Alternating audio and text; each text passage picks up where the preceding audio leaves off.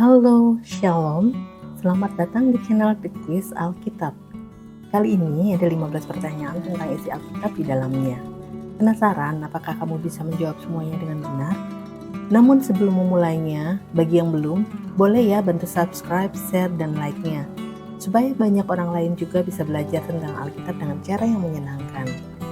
Oh ya, setelah selesai kuisnya, jangan lupa tulis skor kamu di kolom komentar ya. Without any further ado, yuk kita mulai kuisnya. 1. Yang memiliki karunia mengartikan mimpi adalah A. Daniel, B. Sadrak, C. Mesak, D. Abednego. Siapkan jawabannya. Jawabannya A. Daniel. Daniel 1 ayat 17. Kepada keempat orang muda itu, Allah memberikan pengetahuan dan kepandaian tentang berbagai-bagai tulisan dan hikmat. Sedang Daniel juga mempunyai pengertian tentang berbagai-bagai penglihatan dan mimpi. 2. Apa hukum pertama dalam 10 hukum Taurat? A. Ingatlah hari Sabat. B. Jangan mencuri. C. Hormati ayah dan ibumu. D. Jangan ada padamu Allah lain di hadapanku. Siapkan jawabanmu. Jawabannya D. Jangan ada padamu Allah lain di hadapanku. Keluaran 20 ayat 3. Jangan ada padamu Allah lain di hadapanku adalah perintah pertama dari hukum Taurat yang tercatat pada Keluaran 20 ayat 1-17. 3. Dalam kisah Daud dan Goliat, Daud menerima tantangan Goliat dan mendekati Goliat dengan katapel dan batu. Kemanakah batu diarahkan untuk membunuh Goliat? A. Tepat ke arah dahi. B. Tepat ke leher. C. Tepat ke dada. D. Tepat ke mata. Siapkan jawabanmu. Jawabannya A. Tepat ke arah dahi. 1 Samuel 17 ayat 49.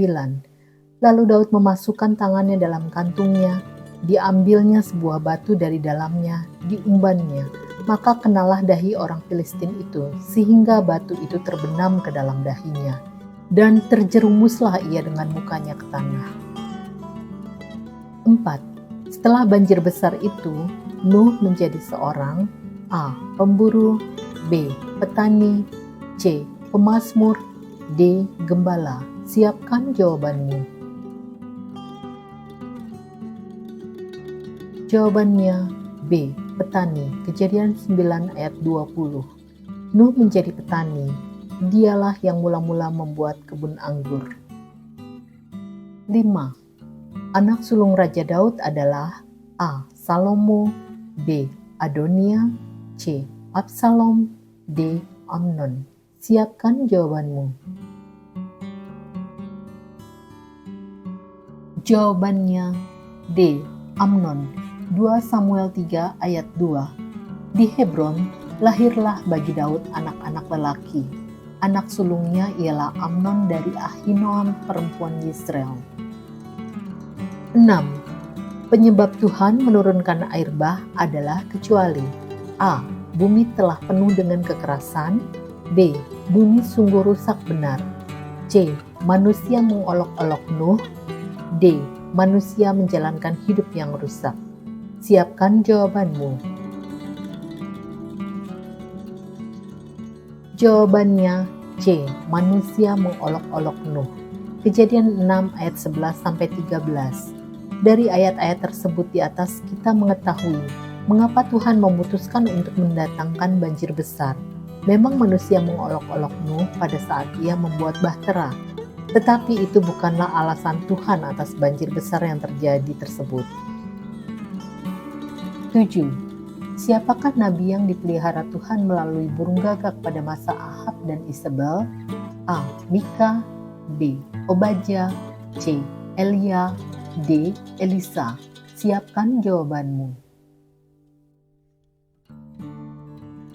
Jawabannya C.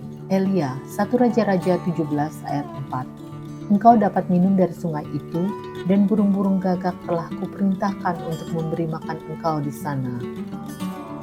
8. Dalam kitab apakah kita menemukan kisah tentang Samson dan Delila?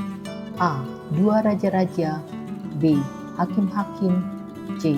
Yosua, D. 2 Tawarik. Siapkan jawabanmu.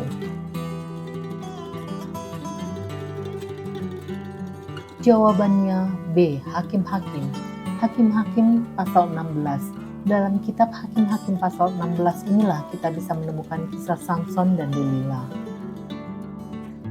9. Berapakah usia Nuh saat terjadi banjir besar? A. 500 tahun, B. 700 tahun, C. 600 tahun, D. 900 tahun. Siapkan jawabanmu.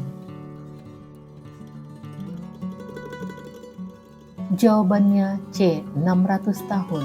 Kejadian 7 ayat 6. Nuh berusia 600 tahun ketika air bah datang meliputi bumi. 10. Berapakah selisih umur antara Harun dan Musa? A. 9 tahun, B. 3 tahun, C. 6 tahun, D. 12 tahun. Siapkan jawabanmu. Jawabannya B. 3 tahun. Keluaran 7 ayat 7. Adapun Musa 80 tahun umurnya dan Harun 83 tahun ketika mereka berbicara kepada Firaun. 11. Nabi manakah yang menubuatkan kedatangan Mesias sebagai hamba yang sangat menderita? A. Yehezkiel, B. Daniel, C. Yeremia, D. Yesaya. Siapkan jawabanmu. Jawabannya D. Yesaya. Yesaya 53 ayat 3.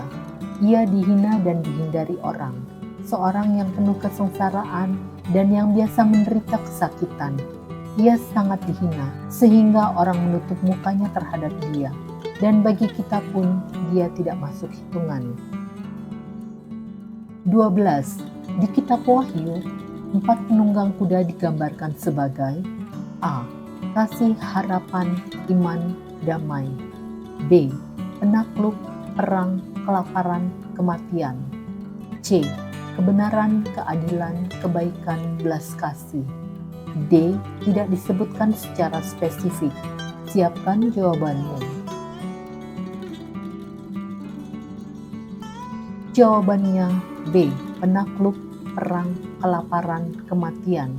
Wahyu 6 ayat 2-8. Dalam ayat-ayat tersebut di atas kita bisa melihat bahwa keempat penunggang kuda digambarkan sebagai gambaran dari penaklukan, peperangan, kelaparan, dan kematian. 13. Nabi manakah yang menerima bara dari mezbah yang disentuh lewat bibirnya oleh serafim untuk pengampunan dosanya? A. Hosea, B. Yoel, C. Mika, D. Yesaya. Siapkan jawabanmu. Jawabannya D. Yesaya. Yesaya 6 ayat 6-7. Tetapi seorang daripada serafim itu terbang mendapatkan aku. Di tangannya ada bara yang diambilnya dengan sepit dari atas mezbah. Ia menyentuhkannya kepada mulutku serta berkata, "Lihat, ini telah menyentuh bibirmu, maka kesalahanmu telah dihapus dan dosamu telah diampuni." 14. Dari keempat Injil di dalam Perjanjian Baru, manakah yang bukan Injil sinoptik? A. Yohanes, B. Matius, C. Markus, D. Lukas. Siapkan jawabanmu. Jawabannya A. Yohanes. Kitab Yohanes berbeda karena dari segi gaya narasi dan isinya, kitab ini lebih berfokus pada tema spiritual dan teologi.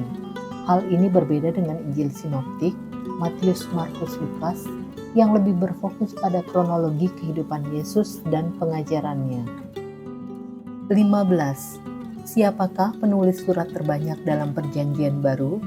A. Petrus, B. Yohanes, C. Paulus, D. Yakobus. Siapkan jawabanmu. Jawabannya C. Paulus. Surat-surat Paulus berisi panduan teologi, doktrin, dan pengajaran-pengajaran bagi komunitas Kristen. Surat Paulus termasuk kitab Roma, Korintus, Galatia, Efesus, Filipi, Kolose, Tesalonika, Timotius, Titus, Filemon. Nah, sudah selesai. Apakah kamu menikmati kuis ini? Adakah sesuatu yang baru yang kamu pelajari? Kami benar-benar penasaran. Berikan saran, komen, request, atau apapun itu di kolom komentar. Jangan lupa juga untuk tulis hasil kuismu di situ ya. Terima kasih banyak. Sampai jumpa di kuis berikutnya. Tuhan Yesus memberkati.